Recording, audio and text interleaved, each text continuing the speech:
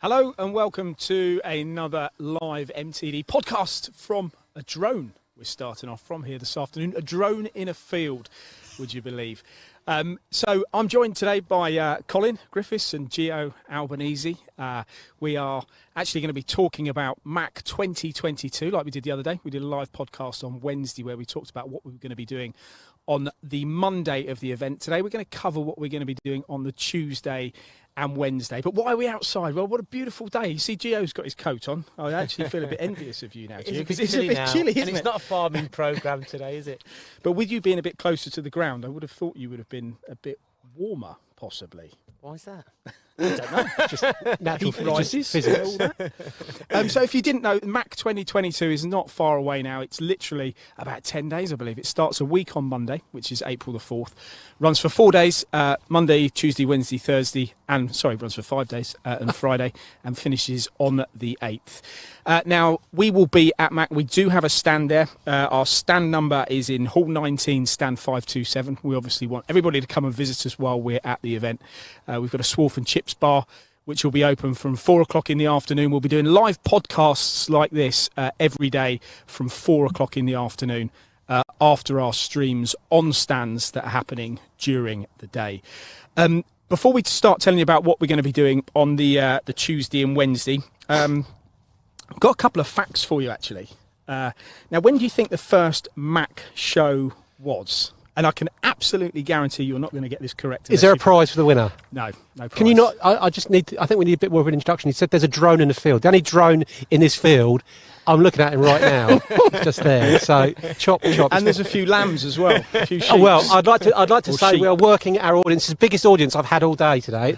If maybe one of our guys could do a panning shot just to showcase how many people are watching live from the field. Probably the biggest audience ever you've had, Colin. And if you want to contribute to this podcast, like Colin obviously is, and like Gio will, do message us, and wherever you're watching this, you could be watching either on LinkedIn, YouTube, Facebook, or on the MTD CNC app. How do you get the app, Paul? So there is a QR code. If you go on the website, you'll be able to download it, or if you go to the App Store, you'll be able to download it too. So it's going to be a big push for us, the app. It's recently been revived and it's looking really good, and as I say, you can watch all of our video reviews, read news, and of course watch live broadcasts. The live stream format will be on the app. It will be on the app, absolutely, like it will be across all channels.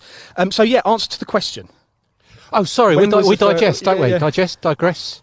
I'm thinking MTA. I'm going to go 1932. Yeah. Well, the MTA's been. Oh, so not the MTA, the Mac exhibition. The actual Mac exhibition. Well, the MTA, Machine Tool Association, has been going for approximately 100 years. So I'd say that the Mac exhibition would be close to 100 years. Well, Okay. we'll do some maths then. So 100 years ago, Gio, what do you reckon that is then? I don't know, Colin. Oh. Well, I've got 1932. You got to name a year. Name a Go on, year. put a guess on it. 1922. Okay, now if there was a prize, he would be closer, because it was actually 1912 was the first Mac exhibition, which Did you go to that one, Paul? happened in the Olympia Exhibition Centre in London. Now, hasn't this event grown? I mean, today... How many in fact, exhibitors in a first Mac? That I'm not sure of. You'd probably have to ask the MTA that.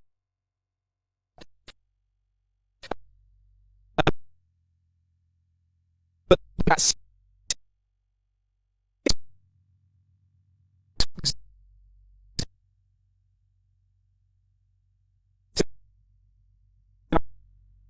what doing on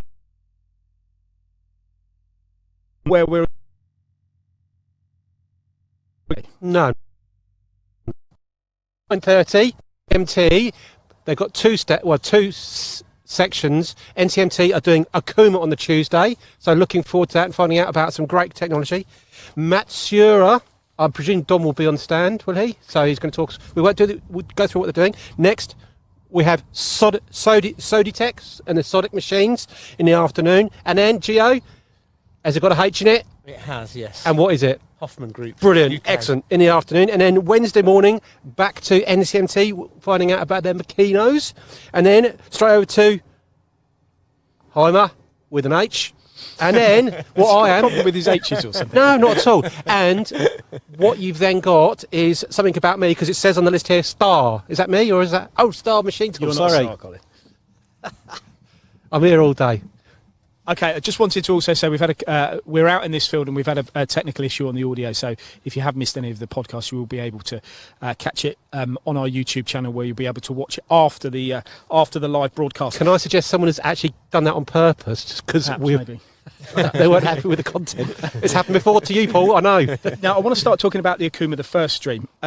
They've got the Genesis M560. That's a machine we're going to be reviewing, which is going to be, there's going to be two of that machine there, and one's going to have no guarding on it, and one's going to have the guarding. And I suppose the idea behind this is to be able to show what the machine looks like without any of the guarding around it. And that's always, I find, is so important. And I've seen it with a couple of machine tool suppliers. In fact, XYZ, when I've visited their showrooms, they do have their machines without the guarding on, because you can actually see how big I'm just going to stop you very quickly there, just to prove we are live. I'd like to say a big thank you to Shannon N for sharing the stream. Shannon, thank you very much. That's absolutely brilliant. So seeing the machines without the covers on is always important, and that might be one of the only machines at the show like that. So that's the Genos M560 vertical machining centre. Another big thing is they will all be cut, or not all, but a lot of them will be cutting live, won't they? Yes. If I understand it. Yeah, they will, and also their automation. Now they've got their Android and their Standroid, and also they have Armroid automation. What's the difference? Well, the Armroid, I've got a lot of noise going on in my ear here. Yeah, so have we, Paul. We can hear you. The Armroid is a system that goes into a turn-in centre, which takes the parts out. It basically is tending the machine continuously. So it's very compact. It's a robot arm, goes in and out of the machine. But it's actually in the machine, though, isn't it? Correct. It's in the machine. Okay. Yeah. So when you often look at these tending solutions, they're external to the machine, but like you correctly identified, this one's in it, which means that the footprint's much smaller, which means it's a very efficient way of machining. The actual Standroid unit is a standalone system which stands next to a machining centre, again for tending purposes, whether it be a VMC or another machine, but really showing that NCMT are looking at providing the unmanned run, which we're seeing all the time at the moment, and they're all about solutions as well. It's a word we hear a lot, but having a company that can that can basically bring an automation solution into the arena with a turnkey is important too. If you're not automating, you're going to be left behind. So, I mean, everywhere we go now, it's all about, you've got great machine tools, whether there's sliders, fixed head, 5-axis machines, automation is key. But you guys out there watching, can you please engage with us? Ask us. I want to put Paul to the test and ask him some tricky questions. Yes, yeah, you can always do that. Now, Gio, tell us about what you think about. You've looked at NCMT's products before, the Akumas. I think they're a quality product, aren't they, Paul? And I think that quality is one of their biggest selling points. Longevity of the product, the robustness and rigidity, the torque and the power. It's a very world-class machine tool, but it's also backed up by expertise in Coventry and the team there, and they do, as you mentioned, and work on a lot of turnkey packages. Automation is something that they're very familiar with now that they've got their own kind of solutions, even better kind of off-the-shelf solutions, but any turnkey automated solutions they've been working on for years and Richard years Turner, and years. Good friend of yours. Absolutely top guy, in fact, top you two engineer. are responsible for the best blooper we've ever had on MTV. Yeah, I can remember that one. How long did it take to film that? It was a while. We couldn't stop laughing. To be fair, it was a good day.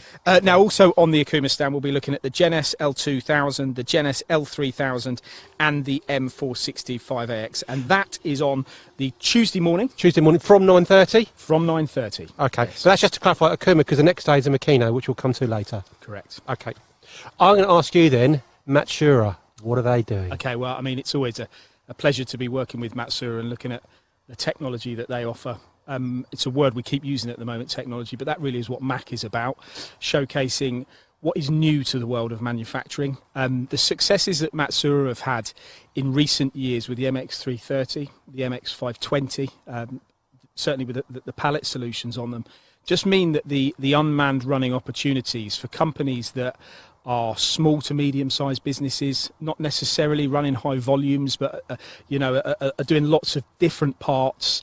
Well, a great example is Apsley Engineering, because they had spindle uptime. I think it was something like 97%. They just load it up, let it run, hour over the weekend, and the only reason they had to go for an hour over the weekend is to reload it, because it's just such a great machine. And that's really the suppose, the ethos of their business. I mean, the one you're talking about is the MAM, and there is also a new MAM at the show. But the specific machines that I wanted to touch on that are going to be there is the new MX420. Now, if you think the MX330 and the 520... Is that the full name? I'm sure you're probably going to add to that. But yeah, though, if you think that the 330's done well and the 520's done well and the MAM machines have done well, this is going to be really the next big thing, I think. What is it then? So you're looking at a 5-axis machine with a pallet pool on it, which is slightly bigger than the 330, and it sits right in between the 520 and the 330, which means for some companies that used to look at the 520 and say it's a little bit too big, and for some that look at the 330 and think it's a little bit too small, this perfectly sits in the middle. And I'm sure it'll draw a lot of attention. We've mentioned automation, haven't we? Just about NCMT, but Matsuura have always been involved with automation. It's always been built in to their machine tools, and they were always looking to achieve that unmanned running. And it's such a success story, and they just seem to be going from strength to strength. And it won't just be that. I mean, the machine you mentioned, the MAMs, they've got a new MAM there as well, which is, I think might have 35 pallets on it. So, do you want the full name? Because I have got. Yeah, you absolutely. MAM. I don't know how Dom did this when he was doing the video, because he remembered these, and I heard it was only 73 takes, but it's the MAM 72 52V PC15. Yeah, and it's another machine that fits perfectly in between two existing models that they've got. I mean, if their range wasn't as accomplished already as to what they have, this really just extends that. I don't know about you, well, I presume you must have done. There's so many Matsuura machines out there, and I think maybe it's not remiss or wrong, but people think, can I afford these machines? The price, but they're not. They're so affordable, and there's so many of them. I mean, you look after Matsuura as a client, Paul, and yet the amount of jobs we're doing for them, because we're out there all the time. Return on investment, if you can keep the spindle running, you're gonna pay for the machines quicker. But it won't just be the Matsuura machines. They've got their Muratech machine on there. You're talking about twin turret machines loaded by gantry systems, again, to really fits perfectly from a turning perspective to do the same as what they do with their... Are they bringing their additive manufacturing solutions as well, Paul? They are, yeah. So they'll have a new desktop metal printer there, and they'll also have their HP range too. So during the stream, which will start... The stream will actually start at 11, but the main tour with Dom and his colleagues will actually start at 11:30 on the Tuesday across our channels. If you are watching, tell us you're watching, and if you've got any comments about what we're actually talking about, then we'd be... In fact, I've got a question for people out there. When was the first Mac exhibition? Just to test it there, listening. Rewind the stream and you'll find that match here, you said at 11, so 11 to 11:30, sort of, we're streaming the stand. If we can get customers, we'll chat to them, ask them why they're there, what they're looking at, things like that, because Muratech is a great example. Because have LMS Precision just bought a Muratech? They have, yeah, and there's going to be a video coming to our channel over the course of the next couple of days from the guys at LMS Precision. But yeah, that window between 11 and 11:30 is an opportunity for engineers. If you're going to be on the Matsuura stand, come at 11 o'clock on Tuesday morning, get yourself on camera, get yourself on MTD CNC, publicise your company and what you like about Matsuura. And maybe we'll Can I just say, I didn't plan it, but some of my groupies are just about to arrive. I'm over them just to prove we are live. Oh gosh! Some of the girls are arriving right now. I am underwhelmed. Well, while they turn up, what's happening after Matsuura? I'm too busy concentrating on the groupies, to be honest. No, it is after Matsuura. It is Soditech, so the Sodic machines. So you're talking EDM and milling, and also you've got die sinking. You've got precision wire EDM, hole drilling EDM, high speed milling. Yeah, I was thinking injection moulding. Hold on a minute. Additive manufacturing. Which one's yours, Colin? Well, to be honest, can you believe what is going on here? Who organised this? Unbelievable. I'll tell you what, I know I'm having for dinner. It's not pork chop. I'm lost for words, but yeah. So it's licking my toe. Without digressing too much, then let's go in deeper about Soditech, because it's just one thing we missed off though. Injection moulding as well. Don't mention that. We've mentioned. Yep, sorry, I was concentrating on lambs. So EDM, they have the best EDM system called iGroove in the world, patented to them. Do you know what it does? No, I'd be interested to know, because I've been at GF Machining Solutions this morning looking at EDM technologies. Yep. What does EDM stand for? Electro-discharge machining. It's a fascinating subject, and actually the technology in it, some people would describe EDM sometimes as quite boring, because it's quite a sterile kind of manufacturing process. You don't see much. There's not metal parts flying everywhere. However, it's technology. You've got the different technology. So you've got your fast hole drilling, and when you're normally drilling, you run out. You can't do really thin holes, really long holes. Some of the diameters of these drills are tiny, and you've actually got the what's the liquid called? Not diuretic. Dialectic. So anyway, if you could tell me what it's called, I do know what it's called. It comes to me That's later. what you get on a Saturday morning. Just Just going to say to Chris Bruce, who's watching, great to see your outdoors. Nice scenery, gents. I assume, Chris, you're talking about the no, about what's in front of Colin. us and not us. Tell us about this innovation. Anyway, sorry, we digress. So I don't want to give too much away because it's going on the live stream. Or shall I give it away anyway? Yeah. Okay. People can come Basically, see the wire, with wire cutting, it's the electricity, the sparking against the surface. They do thin material, thin walls, for example, really tricky material. But this is a new concept where the wire is actually spinning. What does that mean to you and me? It means that you get a better finish and a quicker cut. So EDM is relatively slow in the scheme of You things. also get better longevity. I would have thought you would, because you'd have less wear. You'd have different wear on the different sides of the wire. I don't know the answer to that question, so we can find And that is out. it faster? It is faster, yes. Yeah.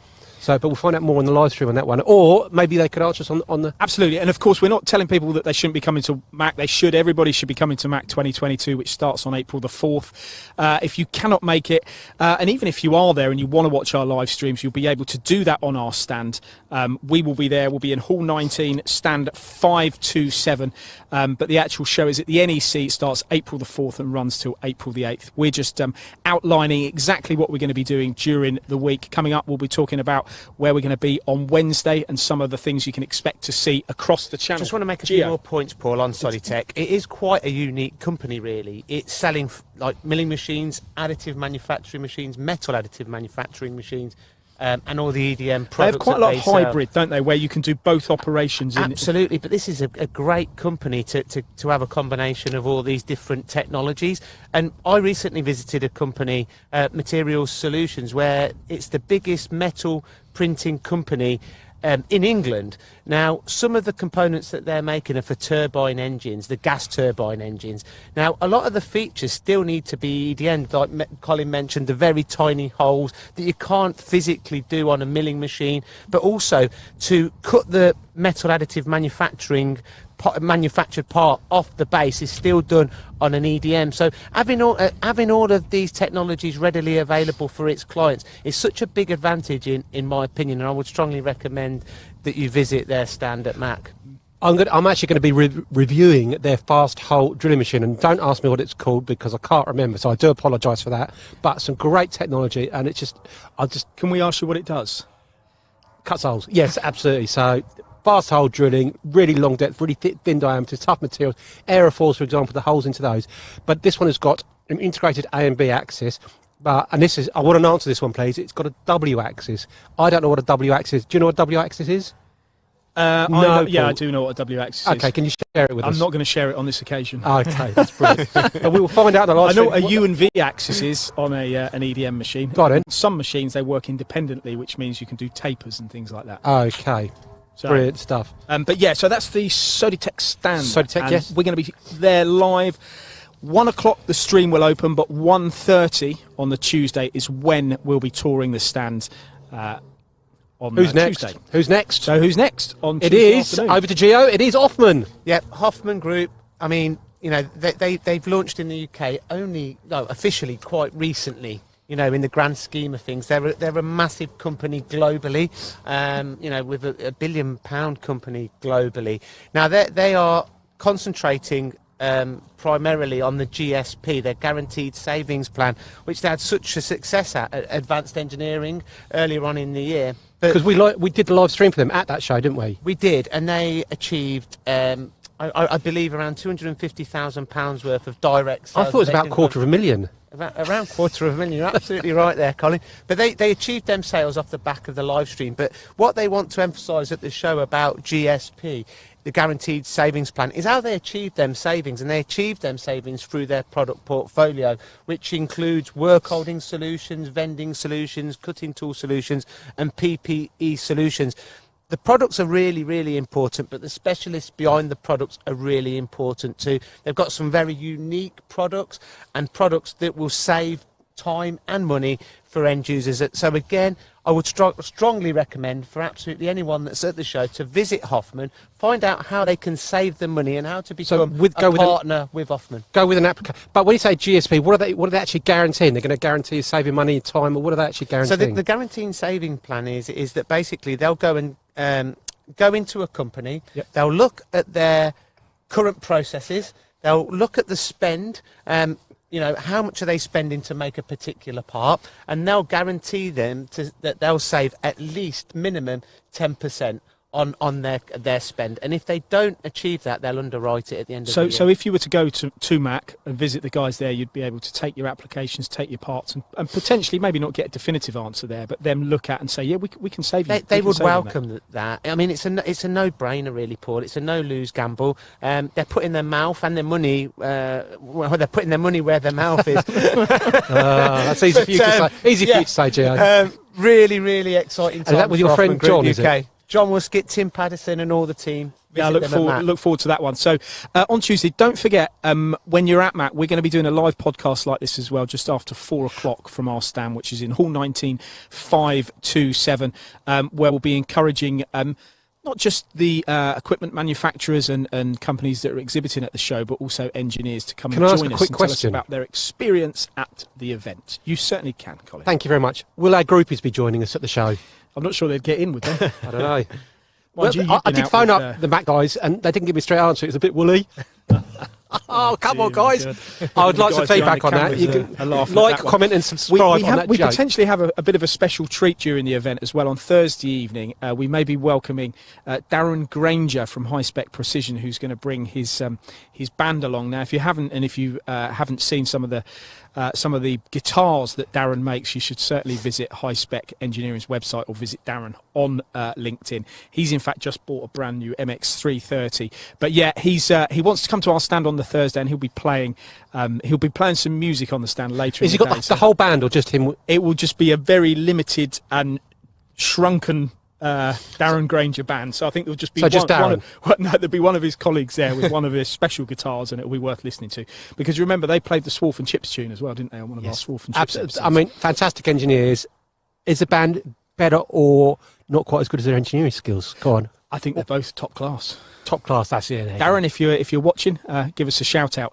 Give us a chord. So that will be Wednesday. Just tell us quickly again what Wednesday is happening for those that have missed so far on this stream. Just to clarify then, NCMT on the first session at 9 till 11, NCMT with Akuma, then and Matsura 11 till, I'm saying 11 till 1, but we're actually live stream 11. The live stream is going 11:30. Yeah, the main then talk. Soditech between 1 and 3, and then Hoffman 3 to 5. Looking forward to it. And then followed by the podcast. Well, the podcast is so the live podcast will start at 4 o'clock in the afternoon. Okay. And we'll encourage anybody to come along. Yep. What's the benefit to a live stream is a question people often ask us, and we can expect to see thousands of people watching the streams over the course of the week. So if you're exhibiting at the show, you're going to get hopefully thousands of people, but of course if you're streaming too, you're going to double that output, and that's critical. So we're looking forward to doing that.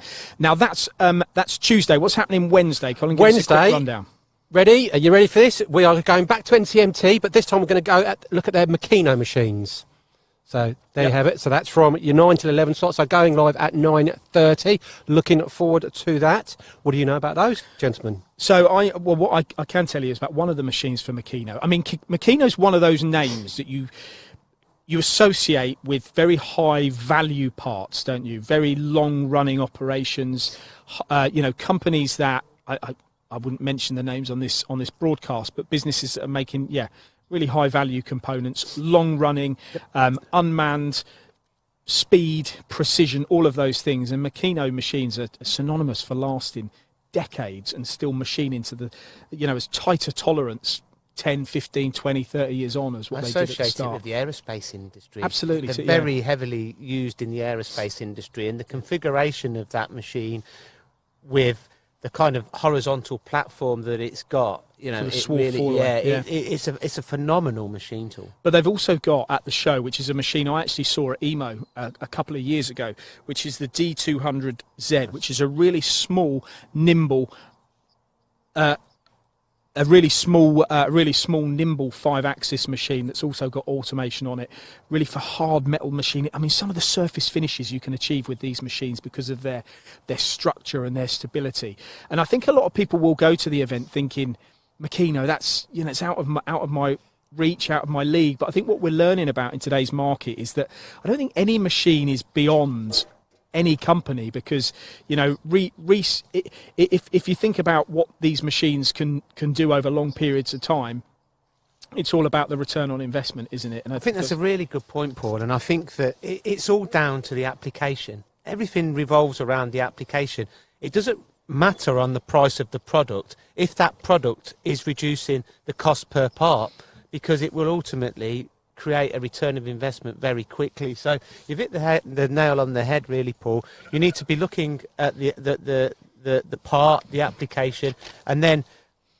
Sorry, I'm just letting the guys know there's some questions for us coming through on this live stream here. We will get to those. I do apologise, Jeff, for interrupting. Okay. But yeah, I think really good point. I think that people shouldn't be looking at the cost. They should be looking if it's the right product for their application. I think that's a lot of. Same for a lot of machine tools. You know, they think, I won't say names specifically, but they think that's out of my league. You know, I'm never going to be able to afford that. I think you need to have the conversation for whatever reason, whether it's the finance company can help you out, or that just a return on investment. It will pay itself back. Oh, it broke my nose on the microphone. There's two things there you mentioned which are very true and very pertinent. Is that you have to look, there are ways of being flexible these days with finance. You know, I know money's getting a little bit more expensive to borrow now, but it's still cheap to borrow, and some of these companies are offering, you know, payment holidays, payment breaks, and then if you look at what the uptime of some of these machines can deliver in terms of their spindles, we've got a bit of an interloper there. Didn't agree with that. And you weigh all those factors in, you can suddenly find that these machines, and what about residual values? You know, buy a lower cost machine, you might find your residual value is even a lot less in 2 or 3 years' time. I'm going to put my finance head on, and that is exactly right, Paul. And I hate to say you're exactly right, because what time is it? It is 5 past 4 on a Friday afternoon. We'll just make sure that's recorded. But you're looking at a high, not saying any machines aren't high quality, but you get a bigger residual, and you'll probably get a longer term as well. So you're going to get that finance cost will come down, and even interest rates potentially could be low because they see it as a good quality asset. And when that machine comes up for sale in 10 years' time, 15, there aren't many on the market. You often look at some of these higher value machines, and when they do come on the market, they go quickly. Yep, absolutely. So, you know, so don't dismiss the fact that if you're looking at what you think is a machine, you're not going to go and see it because it's out of your league. You know, the technology might blow you away. Just ask the question. I also think it's a great time to invest, and you know, I think that now we're kind of the masters of our own destiny. You know, following Brexit, and this is the perfect opportunity to kind of invest, you know, and get ahead of the game. And there's lots of opportunity around the corner. Back to the Makino stand now, if I can just interject, if I can use that word. So they've got a high speed die mould 5-axis machine which they're showcasing on there, just to clarify. They also have, and this is a bold statement, the fastest wire EDM machine in the world. It's the fastest, is it? That's what they're saying. So put them to the test. Go and see them about that and find out more about that. I mean, that process, as we alluded to earlier, is not a fast process, but it's not that type of process. You're not looking at, you know, 30-second cycle times and things like that. You know, you leave it running overnight. But the automation available for these machines as well. It's absolutely phenomenal. Yeah. So that is a stream that's going to be happening on Wednesday morning. The stream will open at 9 o'clock, but the actual main tour of the Makino machines, the NCMT stand, will start at 9:30 on the Wednesday morning. Definitely one to watch. Now, if you are watching this stream, we're about 40 minutes in, but please get your comments and questions in. We've got some questions on the. We haven't actually. We did have some, but I think technically they're having an issue. That's right. See the joy. This is not the BBC. This is MTD. Absolutely. What's next? Maybe Liam's gone to have a cup of tea. He's not having a cup of tea. I can tell you what he is. Well, I won't tell you what he's doing because no one wants. So what's happening after the NCMT? It is over to Heimer. There you go. So I mean, Heimer. I mean, what can I say there really? I mean, they're renowned for their tool holders, their presetters, and the quality of their products. I mean, I can remember back in the day, I had a project with Heimer at a Mazak open house when they were doing a project on trochoidal milling. So some of their tool holders have got the thread, internal thread, so you can screw the end mills in there so that the end mills just cannot come out. And they is are that almost like get tighter as you're machining because it's tightening against the spin. It's going against the spin. Yeah. But I can remember when I first seen that application, Paul, I was gobsmacked, really. The speed and the metal removal rates that are created from that, but also the shrink fit machines as well. So effectively with that, the cutting tool becomes one with the holder, and effectively with the quality of the holders that they have and the tool holders.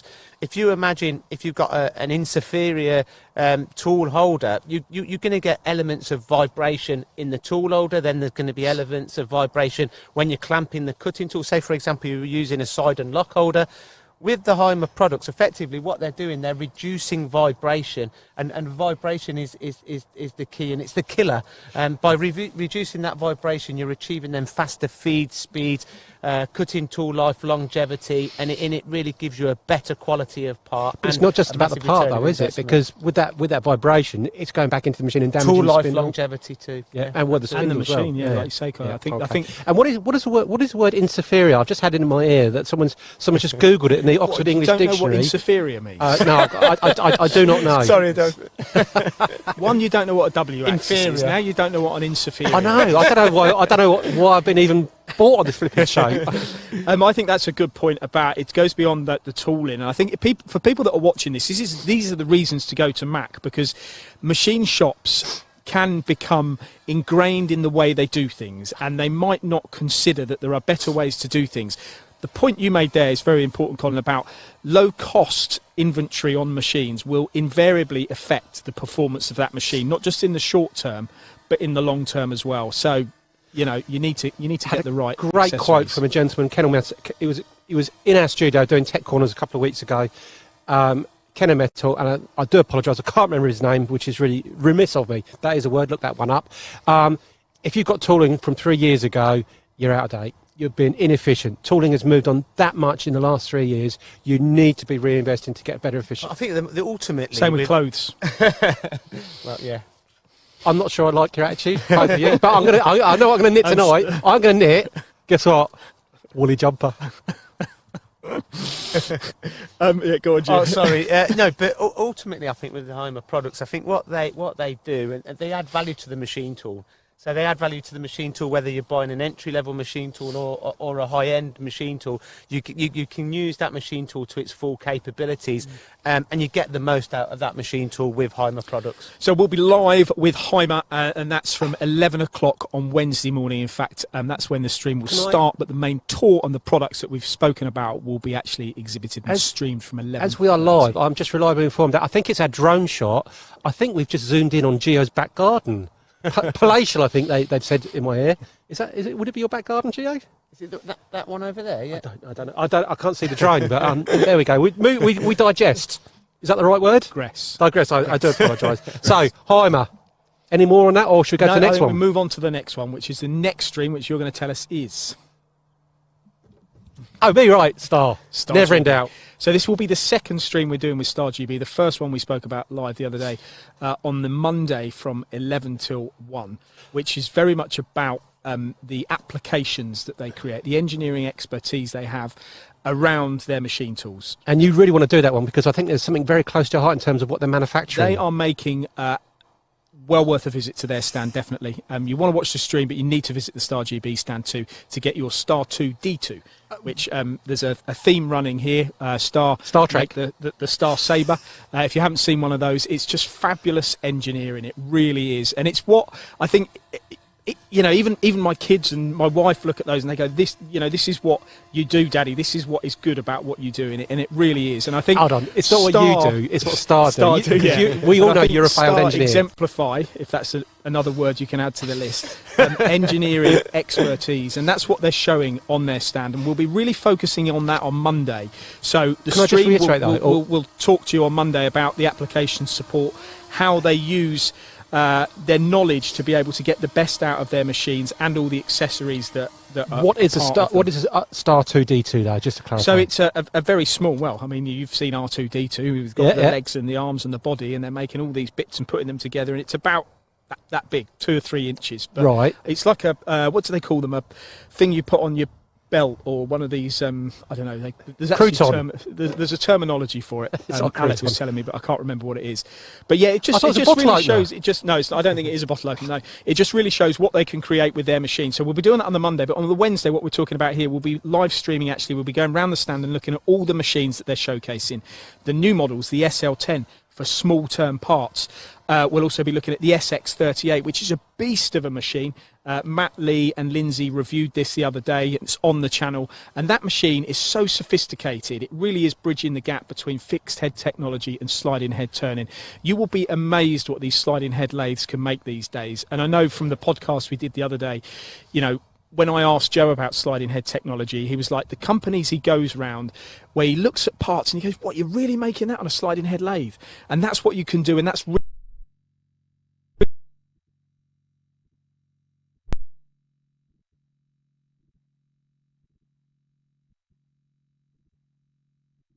machines, and that'll be for about 45 minutes on the Wednesday. Star also have, and let me get this right, it is the Step Cycle Pro. Step Cycle Pro. Yeah, what is that?